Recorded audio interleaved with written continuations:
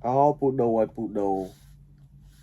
Group đằng hai trên châu sẽ tận lôi phụ đồ đào mà sao mình ấy rồi nó đâu bán cho cái sân nhà thay mới cho mùi ăn là sớ để dạ pel pi nam hay bạ cho nó để ăn là sớ bắt đầu ở rồi nó đâu cứ chùm luôn buôn rồi liên pound. Oh my god tràn nè hay không một năm có tụi bán mà rồi chất sập làm bay liên pound không mùi sập đá có tụi bán bay cho buôn liên pound hay bạ rồng vònในการcho hạt lê khá ăn là sớ ở Ronaldo ចំនួន24.5 លានផោនងាប់ហើយបងប្អូនអើយច្រើនណាស់នឹងកើនឡើងដល់38លានផោន Oh my god ច្រើនហើយនឹងពានរង្វាន់ក្នុងការប្រឡែមួយប្រកួត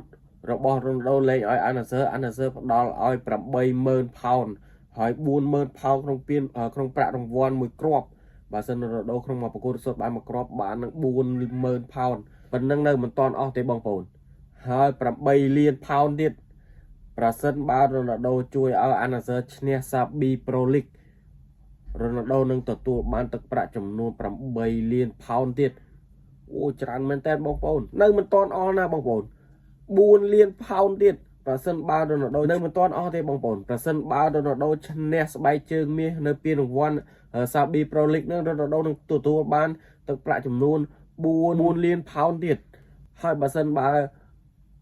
Ronaldo ជួយឲ្យ Al-Nassr ឈ្នះពានរង្វាន់ ASEAN Champion League Ronaldo នឹងទទួលបានទឹកប្រាក់ចំនួន 6.5 លានផោនពីលើនឹងថែមទៀតអូយគ្រប់វិនាទីគ្រប់ដង្ហើមចេញចូលរបស់ Ronaldo សិតតែលុយទាំងអស់តែម្ដងនៅមិនទាន់អស់ទេ Al-Nassr បានផ្ដល់មនុស្សចំនួន 16 នាក់ទៀតសម្រាប់ជួយសម្រួលកិច្ចការងារផ្ទះរបស់ Ronaldo មានប3នាក់មេផ្ទះ4នាក់ចុងភៅ2នាក់អ្នកថែសួន3នាក់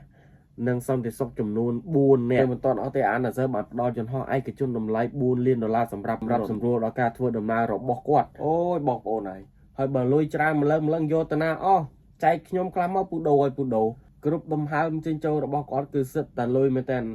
Al-Nassr ផ្ដល់កិច្ចសន្យាមួយនេះគឺបំបែកកំណត់ត្រាឲ្យគ្មានកីឡាករណាធ្វើបានដោយគាត់ទេដែលមានតម្លៃខ្លួនថ្លៃហើយប្រាក់